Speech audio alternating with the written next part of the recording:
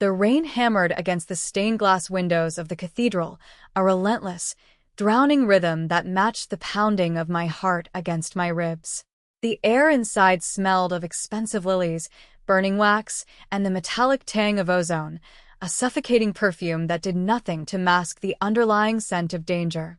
I stood at the very back of the nave, my fingers gripping the rough fabric of my dark blue dress, the starch of my white apron digging into my waist. I was invisible here, a shadow in a room full of predators, a maid standing on the periphery of a funeral for a man who owned half the city. They called him the Dragon of Soul, a ruthless kingpin who had ruled with an iron fist, but to me, he was just Dehyan. The man in the mahogany casket at the altar was not a monster, and more importantly, the man in the casket was not meant to be there. I watched as the sea of black umbrellas and charcoal suits parted, the mourners bowing their heads in a performance of grief that felt as hollow as the cathedral's vaulted ceiling. His brother, Junho, stood at the podium, his face a mask of solemnity that barely concealed the gleam of triumph in his dark eyes. He spoke in rapid, clipped Korean, his voice echoing off the stone walls, weaving a narrative of tragedy and succession. I didn't need to understand every word to know he was lying. I knew the truth because I had felt the warmth of Dehyan's skin only hours before the accident. I knew the rhythm of his breathing, the specific cadence of his pulse which I had memorized in the quiet, stolen moments before dawn. My legs trembled, threatening to buckle under the weight of the impossible choice before me. If I stayed silent, the man I loved would be buried alive, sealed away in darkness forever. If I stepped forward, I would be signing my own death warrant, marking myself as a target for the most dangerous criminal organization in the country. But then I looked at the coffin again, the polished wood gleaming under the dim lights, and a memory flashed through my mind, his hand covering mine, his voice rough with sleep, promising me that we would find a way out. I took a breath, the air rasping in my throat, and before my fear could paralyze me completely, I pushed open the heavy oak doors and stepped into the aisle. The sound of my footsteps was swallowed by the storm outside, but my voice, when it came, cut through the silence like shattered glass. "He's not dead," I screamed, the words tearing from my chest, raw and undeniable. "Stop the funeral. He is not dead." The reaction was instantaneous and terrifying, a ripple of shock that transformed the solemn gathering into a tableau of violence. Every head turned, a synchronized wave of hostility, and the sound of 100 bodies shifting in the pews was like the rustle of dry leaves before a fire. Men in dark suits moved with practiced fluidity, their hands reaching inside their jackets, the dull glint of steel flashing in the candlelight. I froze, my hands raised in a gesture of surrender that felt pathetically inadequate against the arsenal pointed at my chest. Junho looked up from the podium, his eyes narrowing as he recognized me, a flicker of irritation crossing his face before it settled into a cold, amused sneer. He said something to his lieutenants in a low, dangerous tone, and the guards nearest to me stepped forward, blocking my path. "The help is confused," Junho said in English, his accent heavy and mocking, his voice projecting easily to the back of the room. "She is grief-stricken. Perhaps she spent too much time cleaning the master's quarters and lost her mind." A ripple of dark laughter moved through the front rows, but I didn't flinch. I couldn't afford to. I kept my eyes locked on the coffin, willing the wood to splinter, willing him to wake up. "I'm not confused," I shouted, my voice shaking but gaining strength. "Check his body. He isn't cold. The paralysis. It's a toxin. I know what you gave him." The accusation hung in the air, heavy and poisonous. The laughter died instantly. Junho's smile vanished, replaced by a look of sheer, predatory malice. He descended the steps of the altar slowly, his movements graceful and predatory, like a tiger stalking wounded prey. "You make dangerous claims, little girl," he said softly, closing the distance between us until I could smell the expensive cologne and the stale smoke clinging to him. "Disrespecting the dead is a sin. Interrupting the mourning of the family is a death sentence," he signaled to the guards, two hulking men with impassive faces who grabbed my arms, their fingers digging into my biceps with bruising force. "Take her out back. Jun-ho commanded, turning his back on me as if I were nothing more than a stain on the floor. And make sure she doesn't interrupt us again. Wait. The command didn't come from me, and it didn't come from Jun-ho. It came from the front row, from a woman sitting in a wheelchair, draped in layers of black lace. Madame Park, the matriarch, the only person Jun-ho feared. She tapped her cane against the marble floor, the sharp sound echoing through the cavernous space. Let her speak, the old woman rasped, her voice thin but laced with an authority that made the guards hesitate. Jun-ho stiffened, his jaw tightening. Grandmother, this is a farce. She is a maid. She knows nothing. Madame Park turned her head slowly, her eyes milky with age, but seeing far more than anyone gave her credit for. She claims my grandson is alive, she said, her gaze drifting to the coffin. If there is even a breath of truth, I will not bury him. Bring her here. The guards didn't release me, but they shoved me forward, marching me down the long aisle toward the altar. Every step felt like walking the plank. I could feel the eyes of the organization boring into me, assessing, judging, planning how to dispose of me later. I focused on the white apron I wore, clutching it like a shield. It was the only thing identifying me, the only reason I had been allowed into the building in the first place, and now it felt like a target. When I reached the front, Jun-ho blocked my path to the coffin, his body a wall of expensive wool and suppressed rage. You touch him, he hissed, his voice so low only I could hear, and I will cut the hands from your wrists.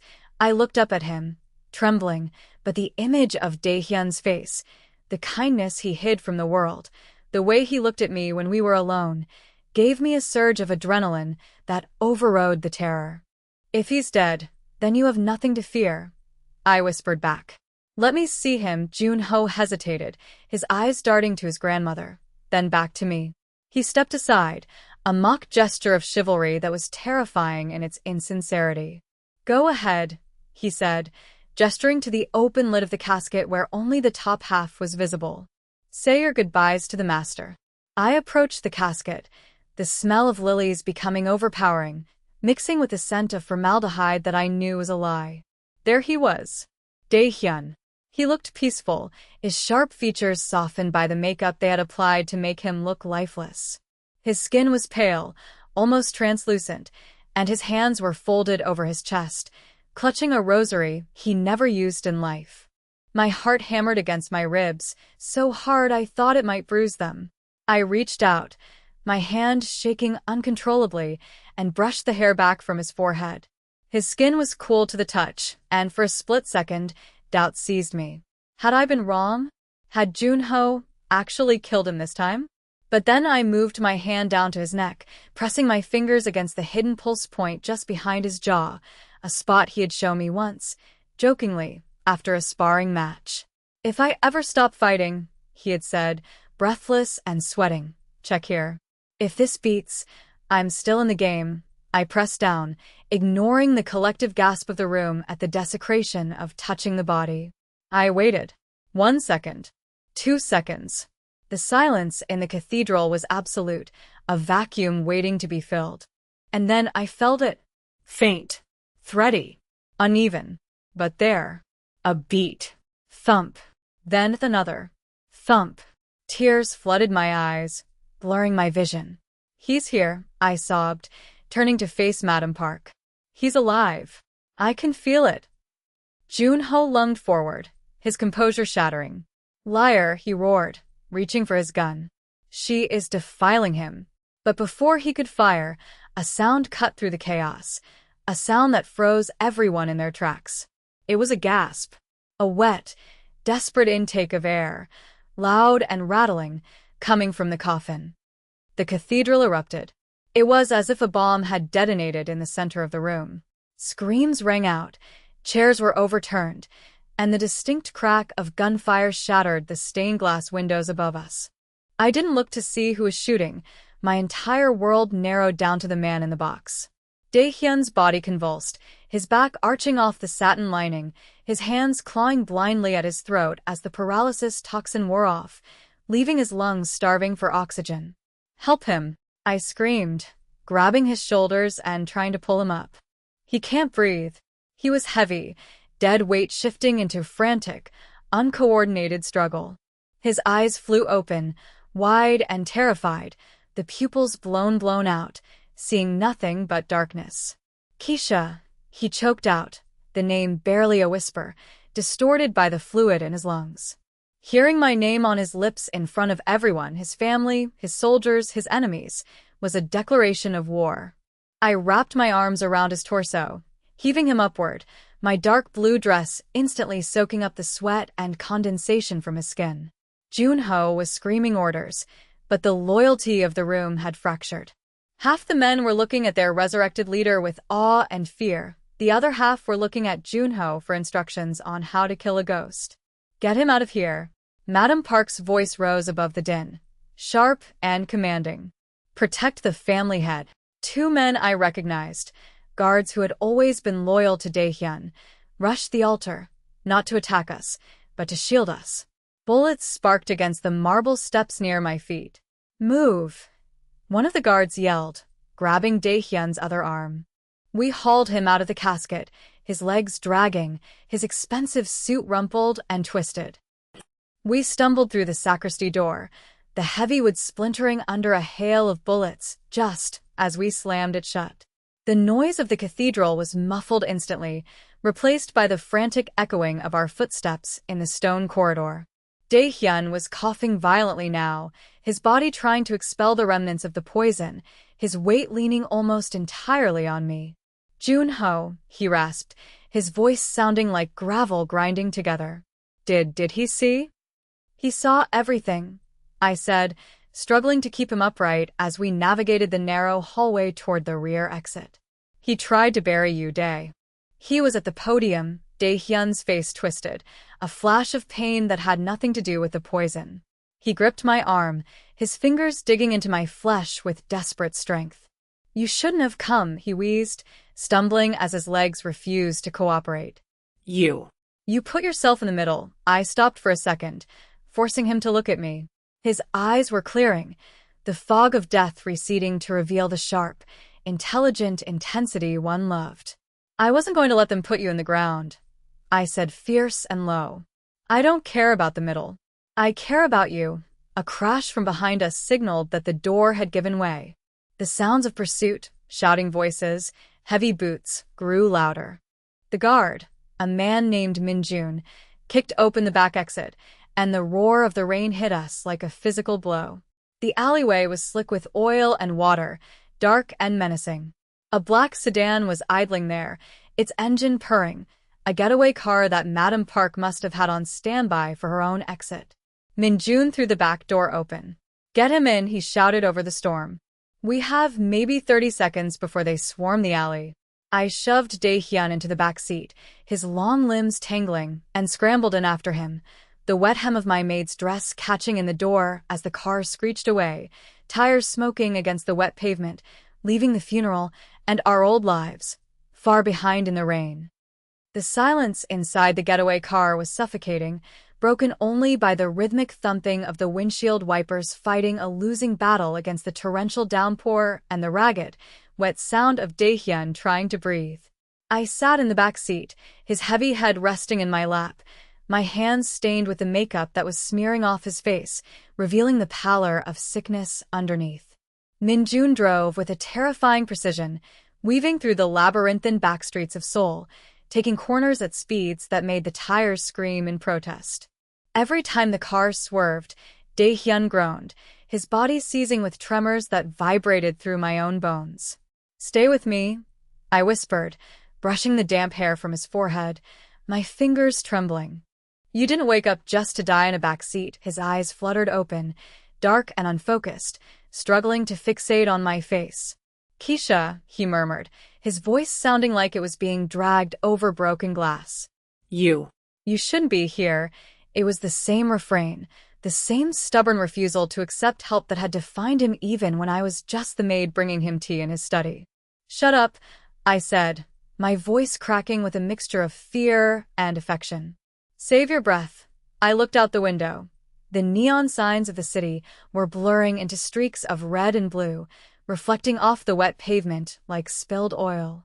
We were heading away from the opulent districts, away from the hills where the dragon's estate looked down on the common people, and deeper into the industrial sector where the shadows were long and the questions were few. The reality of what I had done began to settle in my stomach like a stone. I was a maid. I folded sheets. I polished silver. I didn't participate in high-speed chases, and I certainly didn't resurrect Mafia dons. But looking down at him, seeing the vulnerability in the man who terrified half the continent, I knew I had crossed a line that had been erased behind me. I couldn't go back to invisible. I was visible now, glaringly, dangerously visible. Min-jun slammed on the brakes, the car skidding into a gravel driveway hidden behind a rusted corrugated fence. "We're here," he announced, his gun already drawn as he scanned the perimeter. "Safe house B. No one knows about this place except Madam Park and the old guard." We hauled Dehyan out of the car, the rain instantly soaking us to the bone. The safe house was a derelict warehouse, the inside smelling of dust, stale oil, and neglect. Min-jun kicked the door shut and bolted it, plunging us into semi-darkness until he flipped a breaker, illuminating the space with harsh, flickering halogen lights. There was a cot in the corner, a medical kit, and a table loaded with firearms.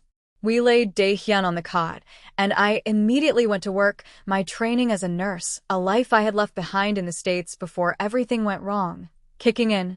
"I need water and towels," I ordered, stripping off my sodden apron and tossing it aside. It landed in a heap, a symbol of my servitude discarded. Min-jun hesitated, looking at me with new appraisal, then nodded and ran to fetch the supplies. I unbuttoned Dehyan's shirt, my fingers slipping on the wet fabric. His chest was bruised, marks from where they must have administered the toxin. "Tetrodotoxin mix," Dehyan gasped, grabbing my wrist as I worked. His grip was weak, but his eyes were clearing. "Junna, he likes." "Poetic poisons." I looked at him, my heart aching. "He paralyzed you. He was going to bury you awake." Dehyan let out a dry, bitter laugh that turned into a cough. "Efficiency. It runs in the family." I began to wipe the sweat and rain from his skin, the intimacy of the act charging the air between us. In the mansion, touching him like this would have been a death sentence.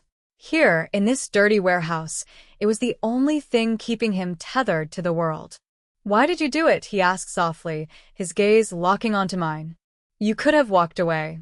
You could have gone home." I paused, the towel hovering over his heart. "This is my home now," I said, the truth of it surprising even me. "And I don't let people throw away things that matter." The hours that followed were a blur of tension and hushed whispers. Min-jun paced by the window, peering through the cracks in the boarded-up glass, while Dehyan's strength slowly returned. He sat up on the edge of the cot, shirtless, the dragon tattoo on his back seeming to writhe as he moved. The toxin had left his muscles twitching, but his mind was sharp, honing in on the betrayal like a missile. "Junho moved too fast," Dehyan said, his voice regaining its command. "He assumed I was dead the moment the needle went in. He didn't check the dosage." Arrogance, he looked at me, his expression softening for a fraction of a second before hardening again. "He will tear the city apart looking for us. And he will start with the staff. Anyone who saw you. Anyone who knows you." A cold chill went down my spine. "The others," I whispered. "Cook." "The gardeners. They don't know anything. It doesn't matter," Dehyan said grimly. "Junho cleans house. He doesn't leave loose ends." He stood up, swaying slightly before steadying himself against the table. "I need the ledger." Min-jun turned from the window. "Boss, the ledger is in the main vault. In the penthouse. That's the first place they'll lock down." Dehyan slammed his fist onto the table, rattling the ammunition. "Without the ledger, I am just a ghost with a story. The ledger proves the money laundering, the payoffs, the betrayal of the council. It's the only thing that will make the other families turn on Junho. Without it, he is the legitimate heir, and I am the usurper." He looked at me, and I saw the calculation in his eyes. He didn't want to ask, but he had no choice. I stood up, smoothing the wrinkles of my dark blue dress. "I can get it," I said. Both men looked at me as if I had suggested flying to the moon. Absolutely not, Dehyan growled, stepping toward me. You are not going back there. You are the face of the resistance now. If they see you, they won't see me, I interrupted, stepping into his space, matching his intensity. I'm the maid, remember? I'm invisible. I know the service corridors better than you do. I know which floorboards creak in the hallway. I know the laundry chute drops directly into the sub-basement where the vault ventilation is. I took a deep breath. And more importantly, they are looking for a man. A dead man walking. They aren't looking for the help. Dehyan stared at me, his jaw working. It's suicide, Keisha. It's survival, I countered. You said it yourself. Without that book, we're dead anyway. Let me do this. Let me be more than just the woman who screamed at your funeral. The silence stretched, heavy and thick. Finally, Dehyan reached out, his hand cupping my cheek, his thumb tracing the line of my jaw. It was a gesture of possession and terrifying vulnerability. If you don't come back, he whispered, low and dangerous, I will burn this city to ash. I'll come back, I promised, though I could feel the lie of certainty on my tongue. Just make sure the car is running. The return to the dragon's estate was a surreal nightmare. I was smuggled into the back of a delivery truck Min-jun had arranged, hidden behind crates of produce destined for the kitchen I used to clean. The rain had stopped, leaving the world slick and glistening under the moonlight. The estate was a fortress, lights blazing in every window, armed guards patrolling the perimeter with dogs. I slipped out of the truck while the driver argued with the gate security, rolling under the chassis of a parked SUV and waiting until the boots marched past. My heart was a frantic bird in my chest, battering against my ribs. I made my way to the servants' entrance, a small, unassuming door half hidden by ivy. It was locked, but I knew the trick, a hard kick to the bottom panel while jiggling the handle. It clicked open. The smell of the house hit me instantly. Lemon polish and old wood, a scent that used to mean safety and routine, now reeking of danger. The house was quiet, too quiet. The staff must have been dismissed or detained. I moved through the shadows, my sneakers silent on the plush carpets. I avoided the main hallways, sticking to the narrow service passages that ran like arteries behind the walls of the mansion. I could hear voices drifting from the main study. Junho's voice, loud and angry. Find them. I want their heads on spikes by morning. I froze, pressing myself against the wall. I was inches away from the man who wanted to kill me. I forced my legs to move, climbing the narrow spiral staircase that led to the master suite. The master bedroom was a wreck. Junho had torn it apart looking for anything Dehyan might have hidden. The mattress was slashed, the drawers overturned. But he didn't know about the loose tile in the ensuite bathroom, the one under the heavy clawfoot tub.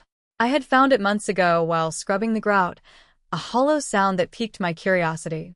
I had never opened it then, respecting boundaries I no longer cared about. I scrambled under the tub, my dress catching on the jagged porcelain, and pried the tile up with my fingernails. There it was. A small, black leather book and a digital drive. The keys to the kingdom. I grabbed them, shoving them into my bra, the cold metal against my skin a grounding reminder of the stakes. Well, a voice drawled from the doorway. My blood turned to ice. I scrambled out from under the tub to see the head of security, a man named Vance, leaning against the doorframe, a suppressed pistol in his hand. I told Junho the maid was smarter than she looked. He smiled, a cruel twisting of lips. You should have kept running, sweetheart. I slowly raised my hands, my mind racing. I was in a bathroom. Hard surfaces. Confined space. I was unarmed. I just wanted my things. I lied, my voice trembling convincingly. I left my passport, Vance laughed, stepping closer. You think I'm stupid? You came for the leverage. He raised the gun, aiming for my leg. Give it to me, and maybe I'll let you live long enough to say goodbye to your boyfriend. I looked at the gun, then at the heavy bottle of expensive bath oil sitting on the rim of the tub next to me. It was now or never. Okay, I said, reaching into my dress, as if to retrieve the drive. Okay, don't shoot. As I pulled my hand out, I didn't hold the drive. I grabbed the heavy glass bottle and hurled it with every ounce of strength I possessed. It wasn't a perfect aim, but it smashed against his hand, the glass shattering and the oil exploding everywhere. Vance yelled, the gun firing wildly into the ceiling as he slipped on the slick oil spreading across the marble floor. I didn't wait.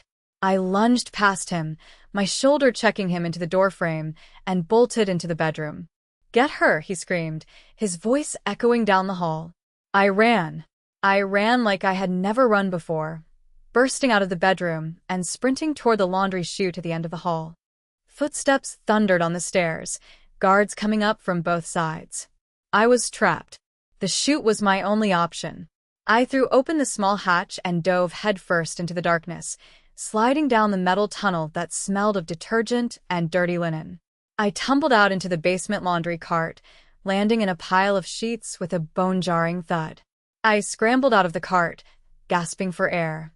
But before I could orient myself, the basement door burst open. Junho stood there, flanked by 3 men. He wasn't smiling anymore. "Did you really think," he said, walking toward me, his gun leveled at my forehead, "that I wouldn't watch the exits?" I backed away until my back hit the industrial washing machines. There was nowhere left to go. "He's alive, Junho," I said, my voice defiant despite the tears pricking my eyes. "And he knows what you did." Junho stopped a few feet away, the muzzle of his gun looking like a black tunnel to hell. "He is a relic," Junho spat. "And you are a loose end," he cocked the hammer. "Goodbye, Keisha." I closed my eyes, bracing for the end. But the shot didn't come. Instead, a deafening crash shook the room as the high basement windows shattered inward. Smoke canisters rolled across the floor, hissing and spewing thick, white fog. In the confusion, gunfire erupted, controlled, precise bursts. Down, a voice roared. It was Dehyan. He hadn't stayed in the car. He had come for me. I dropped to the floor as bullets chewed up the washing machines above my head. Through the smoke, I saw him, a silhouette moving with lethal grace, Minjun at his side. They cut through Junho's guards with terrifying efficiency. Junho fired blindly, screaming in rage, but he was outmatched. Dehyan emerged from the smoke, slamming the butt of his gun into Junho's wrist, sending the weapon skittering away. He kicked his brother in the chest, sending him crashing into the wall. The silence that followed was heavy, broken only by the hissing of the smoke grenades. Dehyan stood over his brother, his chest heaving, his face a mask of cold fury. He didn't look at Junho, he looked at me. He walked over, stepping over the bodies of the men who had tried to kill me, and pulled me to my feet. He checked me for injuries, his hands frantic and gentle. "I told you to wait," he scolded, but there was no anger in his voice, only relief. "I got it," I whispered, pulling the book and the drive from my dress.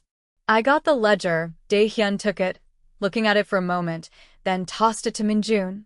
"Upload it. Send it to the council. Send it to the police. Send it to everyone." He turned back to Junho, who was struggling to sit up, blood running down his chin. "It's over, brother," Dehyan said quietly. "You wanted the crown. You can have the ashes." Sirens began to wail in the distance. The real police this time, or perhaps the enforcers of the other families. It didn't matter. We walked out of the basement, leaving Junho amidst the wreckage of his ambition. We walked out into the cool night air, the storm finally breaking, leaving the sky clear and full of stars. Dehyan stopped at the edge of the estate, looking back at the house that had been his prison and his kingdom. He took my hand, intertwining his fingers with mine, not as a master and a maid, but as equals. "Where do we go?" I asked, looking up at him. He looked down at me, and for the first time, the weight of the world seemed to lift from his shoulders. "Anywhere," he said. "As long as you're there." And as we walked into the dark, leaving the sirens and the violence behind, I knew that while the dragon might be dead to the world, the man was finally alive.